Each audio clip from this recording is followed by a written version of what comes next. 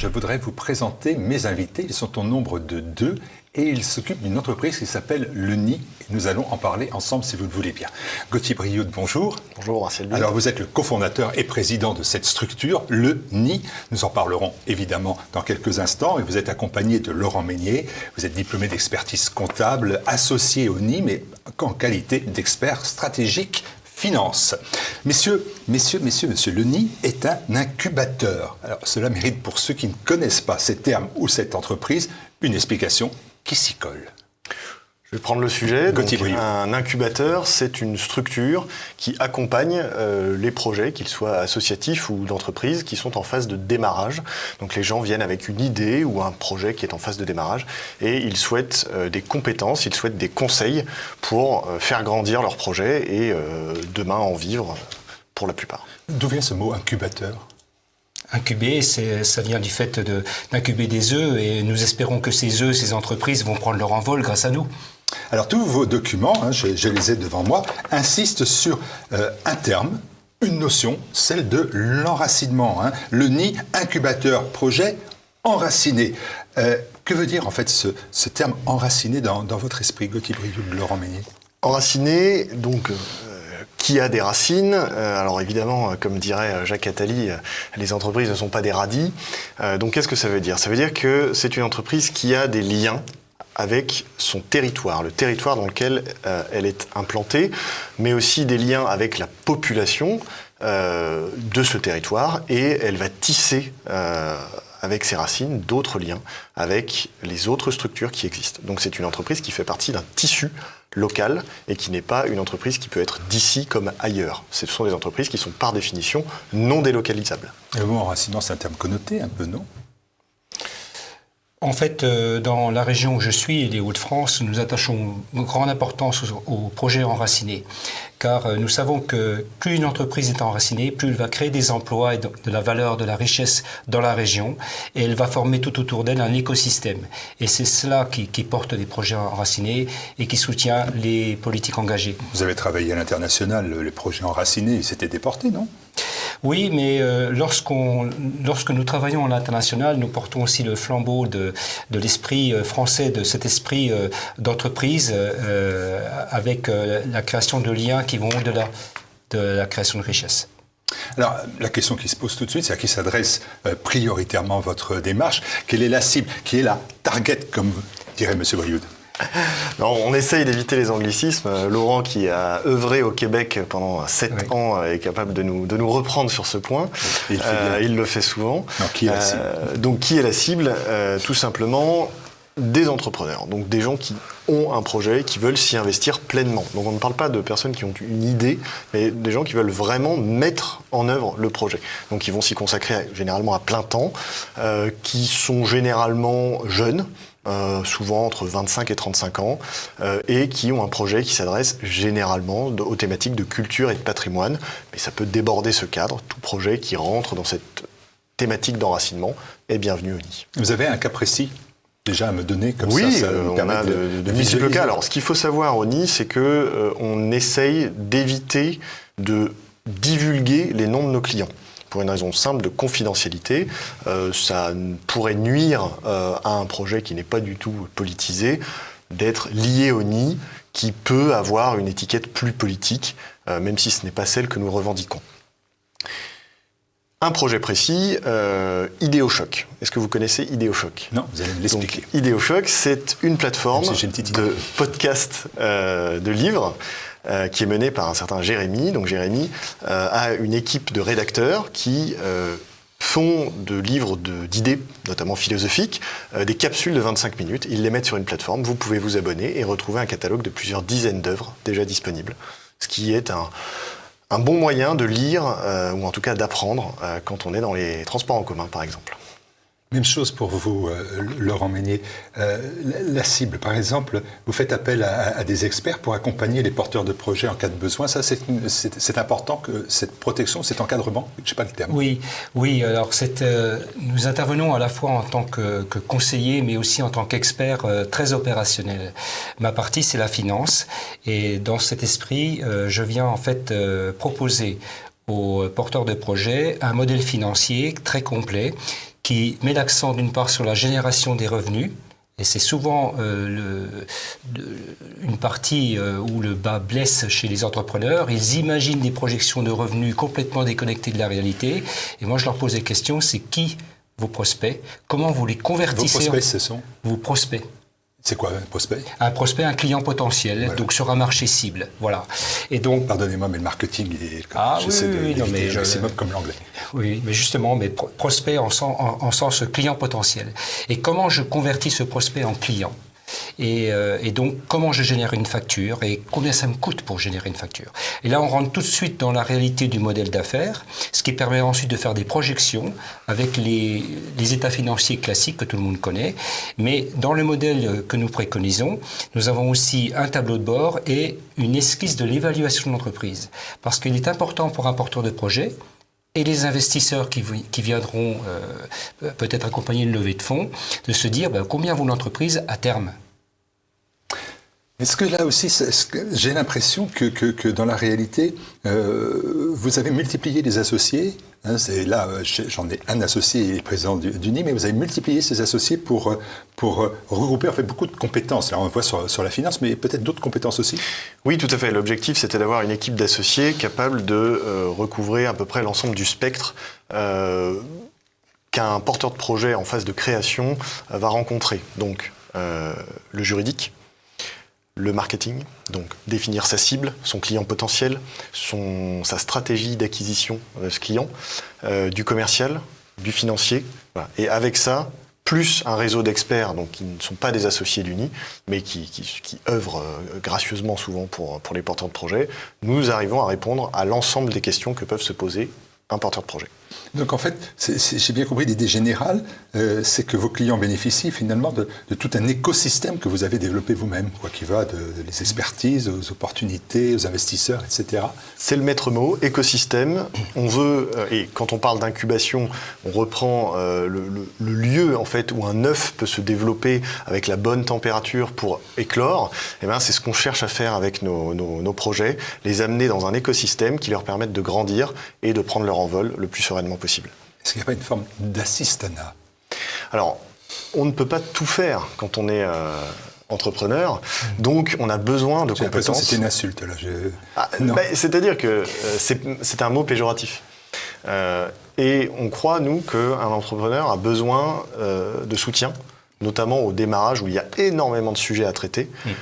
Et nous, notre soutien s'arrête au moment où l'entreprise a pris son rythme de croisière et où il n'a plus besoin de ce soutien. Laurent Meignier, Assistanat? Oui, non, en fait, nous stimulons les porteurs de projets. Nous les stimulons et on leur dit dis mon gars, il faut que tu te prennes en charge. Hein, car c'est toi qui vas livrer la marchandise, c'est pas nous.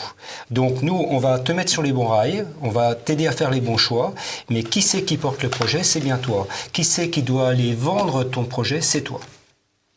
Le NI a été récemment créé, puisque c'est en octobre 2023, c'est donc assez récent, ça a 18 mois. D'ailleurs, ça me pose une question, Gauthier Brioude, quel est votre parcours personnel, ainsi que Laurent Meignier d'ailleurs? Parcours il y a une vie avant le NI? Assez simple, j'ai fait une prépa, une école de commerce, j'ai été commercial, grand compte, et puis je me suis lancé dans l'entrepreneuriat après 5 à 6 ans d'expérience professionnelle. C'est un parcours que vous donneriez à vos contacts à faire aujourd'hui? Je ne sais pas.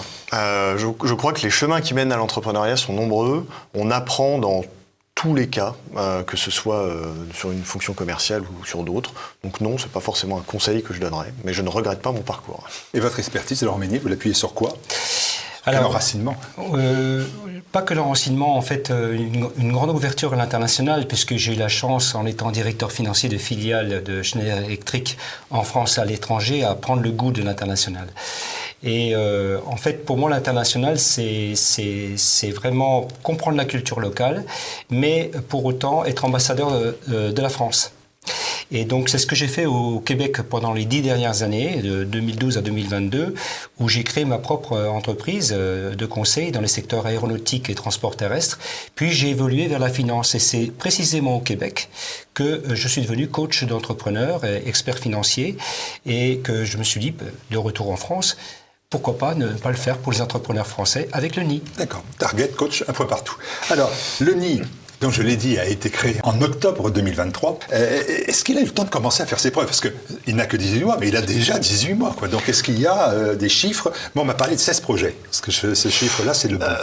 Depuis, on en a eu plus. Alors en fait, on a quelques projets qu'on accompagne régulièrement, donc autour de 5-6, qu'on accompagne sur du long terme, et des projets qui sont là de façon plus ponctuelle. On a de premières réussites, comme je vous le disais, on ne peut pas divulguer forcément de noms. En revanche, on peut parler de réussites chiffrées sur les levées de fonds, puisque en 2024, donc l'an dernier, nous avons levé près de 500 000 euros pour des projets enracinés, que ce soit des entreprises, donc dans ce cas-là c'est de l'investissement, ou des dons pour des associations. Et nous allons en 2025 faire la même chose, et je l'espère au moins doubler ce chiffre, puisque nous organisons une soirée le 5 juin à Paris de levée de fonds pour les projets enracinés. Donc je suis un entrepreneur, je souhaite investir, je viens à cette soirée du 5 juin et je lève la main au moment où on me demande de l'aide, c'est cela? Oui, si je suis aussi un investisseur potentiel ou un business angel, un ange comme on dit au Québec, je viens aussi à cette soirée du 5 juin à Paris pour voir un petit peu pitcher ou présenter les entrepreneurs devant la communauté, et à ce moment-là, je vais faire mon marché en tant qu'investisseur potentiel. Voilà, nous cherchons effectivement deux types très distincts de personnes, des investisseurs potentiels, puisque nous en manquons cruellement pour des projets enracinés, et des porteurs de projets, évidemment, qui souhaiteraient présenter leurs projets. Ça nous amène directement à 2025, parce que vous me parlez des 18 mois, le 5 juin prochain, c'est en 2025. Est-ce que ça correspond à cette levée de fonds, à un maintien des activités, ou est-ce que ça amène un nouveau plan de développement plus audacieux, peut-être? Alors, aujourd'hui, le NII a plusieurs activités. La plus importante, ce n'est pas la levée de fonds.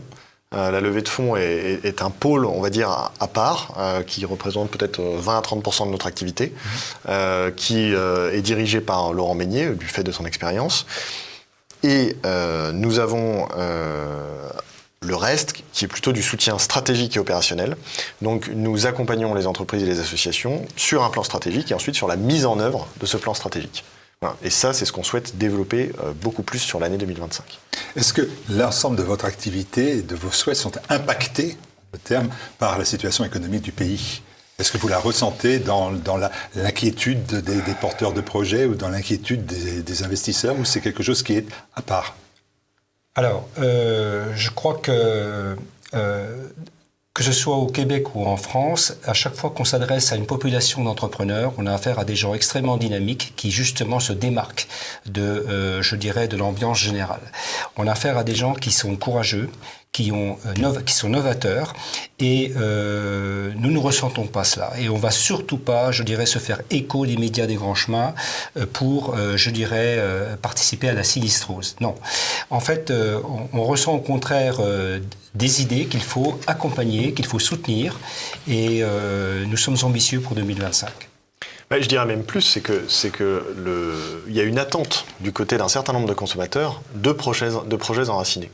Donc, même si le gâteau, comme les économistes peuvent l'appeler, global français se réduit parce que l'économie se contracte ou est en mauvaise santé, ça n'empêche pas de petits acteurs, surtout de petits acteurs, de tirer brillamment leur épingle du jeu et de croître beaucoup.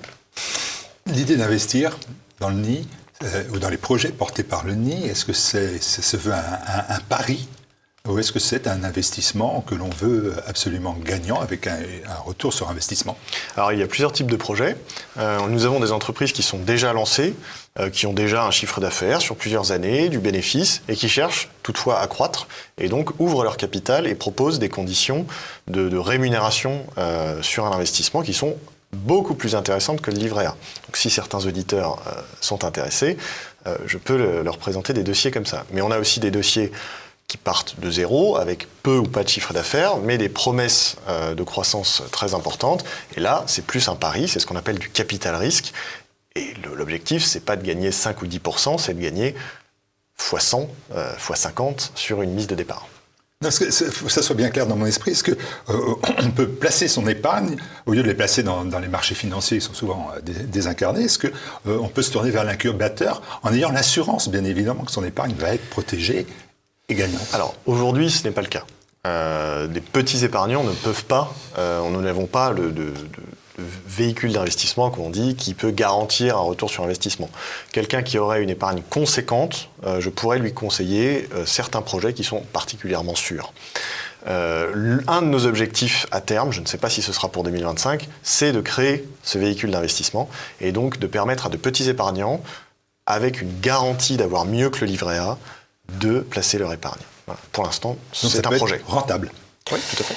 Oui, en fait, c'est ce que... Cette question-là se pose, au-delà de la défense du patrimoine et du terroir. Ces questions-là sont vulgaires, mais elles se posent réellement. C'est la rentabilité d'un engagement, oui, même s'il est pour la civilisation. En fait, il y a la rentabilité, effectivement, d'un projet que l'on perçoit si l'on rentre dans le capital à travers les dividendes que l'on peut espérer recevoir, mais il y a aussi la sortie. C'est-à-dire qu'effectivement, un investisseur voudra, au bout de X années, retrouver... au minimum sa mise de fonds multipliée par X, comme l'expliquait Gauthier.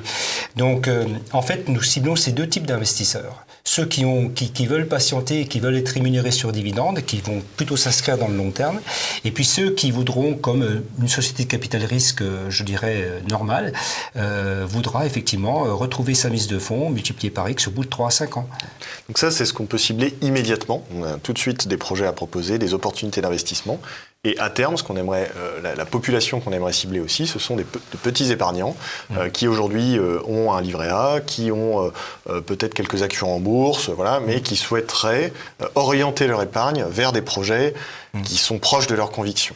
Voilà. C'est ça ma question en fait. Pour l'instant, est-ce qu'on va investir dans les structures proposées par l'entreprise ENI pour une rentabilité, ou parce que l'on veut, et c'est une forme de défense, d'implication dans la défense du patrimoine et des terroirs et de l'enracinement. Et en fait, c'est ça que j'ai du mal à voir où est le curseur. Les deux, c'est-à-dire que nous ne proposons que des projets engagés, mais nous essayons de ne proposer que des projets rentables. Voilà. Il ne s'agit pas de dons, enfin il peut s'agir de dons pour des associations, mais il va s'agir d'investissements rentables, quand il s'agit d'investissement, d'avoir une rentabilité sur un projet engagé. Ce n'est pas parce qu'on a un projet engagé qu'on n'a pas de rentabilité à la clé. Alors, je reformule ma question. Est-ce que l'on vient prioritairement parce que c'est un projet engagé ? Aujourd'hui, oui. Aujourd'hui, clairement, c'est ce que nous cherchons. Et avec la courbe d'expérience que nous continuerons à bâtir en 2025, on pourra effectivement envisager en 2026 et au-delà d'attirer une couche plus large d'investisseurs, y compris les petits épargnants. Mais aujourd'hui, on n'est pas mûr pour ça. Nous sommes dans une deuxième étape, après la première étape réussie en 2024. Donc nous sommes dans une deuxième étape qui consiste effectivement à élargir le panel d'investisseurs, élargir notre portefeuille de projets, de façon à rendre l'attractivité de l'UNI plus grande encore. Est-ce que vous avez des exigences ? Quelles sont vos exigences ? Alors on a bien compris l'enracinement, mais après tout, si l'entreprise finit par se déraciner. Alors, d'une part, nous sommes sur une phase de démarrage d'une entreprise. Donc forcément, on arrive à un moment où... nous ne pouvons pas suivre l'entreprise sur 10 ans. Donc si elle choisit au bout de 10 ans de se déraciner, bon, c'est pas de notre fait. Notre exigence sur un développement, elle est d'abord donc sur le projet. Effectivement, quel est le projet ? Est-ce qu'il correspond à notre charte, on va dire, à notre cahier des charges ? À savoir, est-ce que c'est un projet enraciné ? Est-ce que c'est un projet qui va dans le bon sens, globalement ? Est-ce que c'est un projet qui paraît viable, qui n'est pas farfelu, tout à fait. Et le deuxième point, qui est peut-être même le plus important, c'est le porteur de projet ou l'équipe qui porte le projet. C'est ça la plus grande exigence, parce que tout le monde a des idées, mais tout le monde n'est pas capable de les mener à bien. Et donc, il faut avoir un certain état d'esprit, une certaine motivation, une certaine rationalité, certaines compétences pour qu'on envisage de suivre le porteur de projet. Je vais rebondir sur ce que tu dis, Gauthier, à propos de la rationalité. Lorsque je propose à un porteur de projet de travailler sur le volet financier de son plan d'affaires, qu'il ne compte pas sur moi pour remplir le volet financier. Je vais lui expliquer comment il fonctionne, ce modèle financier. Je vais lui définir avec lui toutes ses hypothèses, bien décrire le diagramme de génération des revenus. Mais après, pour rentrer les données, c'est lui qui doit retrousser les manches. Moi, je viendrai vérifier, je viendrai auditer ce modèle, voir s'il correspond bien effectivement aux standards en termes de cohérence et voir si les hypothèses et leur traduction me paraissent solides, en prenant un petit peu de hauteur avec lui ou elle. Mais c'est aux porteurs de projets de s'accaparer le modèle financier. Et c'est ça qui est important. En fait, les meilleurs porteurs de projets sont ceux qui sont exigeants avec le nid, c'est-à-dire qu'ils attendent de nous beaucoup, mais qui sont aussi exigeants avec eux-mêmes et qui n'attendent pas que tout tombe du ciel. Voilà. Est-ce que vous attendiez à réussir, en fait? Je dois dire que question. ça s'est fait... Chercher des gens qui sont dynamiques, engagés, etc. Est-ce que quand vous êtes engagé, vous, et puis ensuite vous, est-ce que vous avez pensé, on va réussir? Vous vous êtes dit, bon, on va tenter? Oui, moi je me suis dit, on va tenter, et en fait ça s'est fait assez naturellement, c'est-à-dire que petit à petit, on a des succès qui s'accumulent et puis qui font que l'entreprise fonctionne. Voilà. Je ne m'attendais pas forcément à réussir. Aujourd'hui, je suis un petit peu plus certain du succès que nous allons avoir dans les prochaines années. Quant à moi, je suis déterminé à réussir. Je suis déterminé à réussir tout simplement parce que dans ce studio, vous avez reçu Lucas Chancerelle en octobre 2023. C'est comme ça que j'ai fait la connaissance du nid. Je me suis dit, c'est exactement ça que je cherche en France. Après avoir été membre d'un incubateur d'entreprise au Québec, je me dis, je veux faire quelque chose pour la France, à mon niveau, tout simple. Et donc, c'est comme ça que je suis venu au nid en me disant c'est la bonne équipe, ils ont déjà une équipe pluridisciplinaire, mais il leur manque un financier. Voilà. Lucas Chancerelle, que vous avez pu voir pendant des mois présenter Immédiat en remplacement de Florian Jana qui a repris sa place, et Lucas Chancerelle, vous le retrouverez dans les mois prochains sur TVL, bien évidemment, avec lequel nous travaillons, Lucas Chancerelle. Merci à vous d'être venu. Qu'est-ce qu'on vous souhaite alors pour 2025 ? Pour nous, plein de levées de fonds, de la réussite, mais moi je souhaite surtout au projet que nous accompagnons de la réussite, parce qu'il n'y a rien qui nous fait le plus plaisir qu'un projet que nous avons suivi dans des phases difficiles et de démarrage, qui commence à engranger les succès et qui commence à voler de ses propres ailes. Mais nous viendrons vous voir le 5 juin. Vous voulez rajouter quelque chose? Allez-y. Oui, c'est TV Liberté. Je voudrais au moins compter 15 clients qui sont contents, qui nous auront exprimé, 15 clients à la fin 2025 qui nous diront merci Denis de nous avoir accompagnés.